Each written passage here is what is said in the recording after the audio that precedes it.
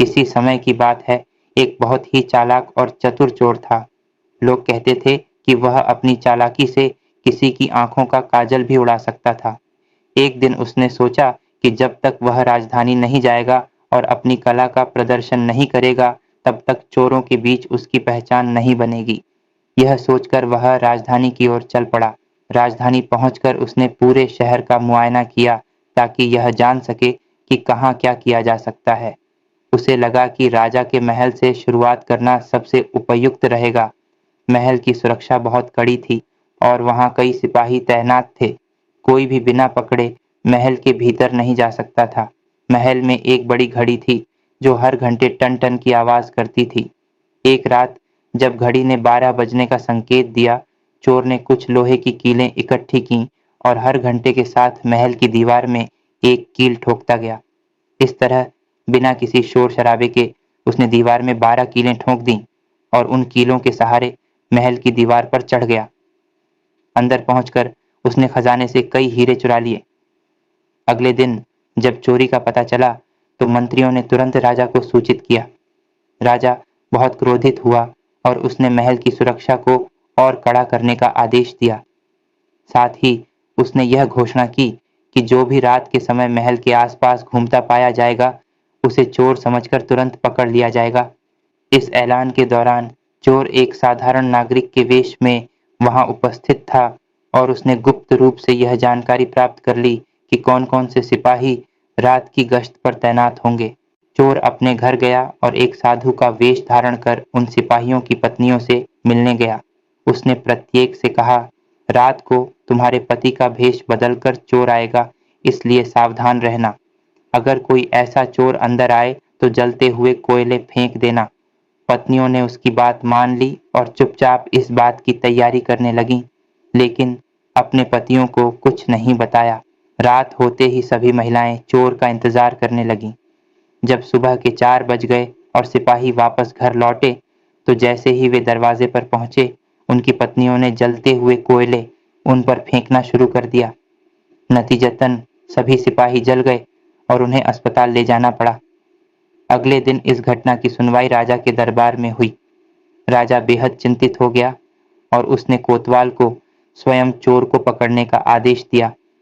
उस रात कोतवाल ने खुद पहरा देना शुरू किया।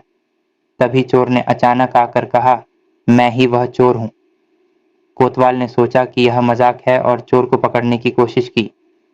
चोर ने कहा, मैं तो आपके साथ चलने के लिए तैयार हूं, पर पहले आप मुझे दिखाएं कि कैदियों को कैसे हथकड़ी लगाते हैं।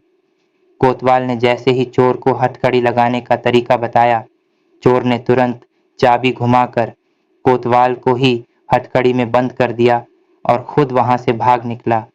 उस समय सर्दियों की कड़ाके की रात थी और कोतवाल ठंड से ठिठुरता रहा। सुबह जब सिपाही आए तो उन्होंने कोतवाल को हथकड़ी में जकड़ा हुआ पाया और उसे अस्पताल ले गए। अगले दिन राजा ने सारी घटना सुनी और उसने स्वयं चोर की निगरानी करने का निश्चय किया। उस रात राजा साधु का वेश धारण करके एक पेड़ के नीचे अलाव जलाकर बैठ गया। राजा 2 बार चोर की तलाश में उस साधु के पास से गुजरा, लेकिन कुछ पता नहीं चला। तीसरी बार राजा ने साधु से पूछा, क्या तुमने किसी अजनबी को यहाँ से गुजरते देखा है? साधु, जो असल में चोर था, ने उत्तर दिया, मैं ध्यान में था, मैंने कुछ नहीं देखा। राजा ने सोचा कि साधु का वेश धारण करके ही चोर को ढूंढना सही होगा। चोर ने राजा की बात मान ली और राजा का वेश बदलकर उसका घोड़ा लेकर महल पहुंच गया। वहां जाकर वह राजा के शयन कक्ष में जाकर सो गया। उधर राजा साधु के रूप में रात भर चोर का इंतजार करता रहा, लेकिन जब सुबह के 4 बज गए और न तो साधु लौटा और न ही कोई अजनबी आया, तो राजा ने महल लौटने का निश्चय किया। जब राजा महल के फाटक पर पहुंचा तो सिपाहियों ने उसे चोर समझकर पकड़ लिया। राजा ने बहुत चिल्लाया, लेकिन किसी ने उसकी बात पर ध्यान नहीं दिया। जब सुबह की पहली किरण के साथ दिन निकला तो सिपाहियों ने राजा को पहचाना और भय से कांपने लगे। राजा महल के भीतर पहुंचा, लेकिन तब तक चोर, जो राजा के वेश में सो रहा था, सूरज की पहली किरण से पहले ही वहां से भाग निकला। अगले दिन राजा ने दरबार में घोषणा की कि अगर चोर स्वयं समक्ष आ जाएगा तो उसे माफ कर दिया जाएगा और उसकी चालाकी के लिए उसे इनाम भी दिया जाएगा। यह सुनते ही चोर तुरंत राजा के सामने आकर बोला, महाराज, मैं ही वह चोर हूँ। उसने सबूत के तौर पर राजा के महल से चुराई हुई वस्तुएं, राजा की पोशाक और घोड़ा राजा के समक्ष प्रस्तुत किए।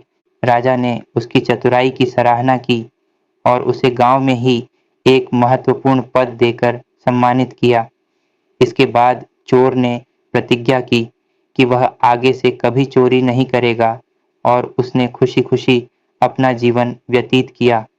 कहानी अच्छी लगी हो तो वीडियो को लाइक करो, चैनल के सब्सक्राइब करो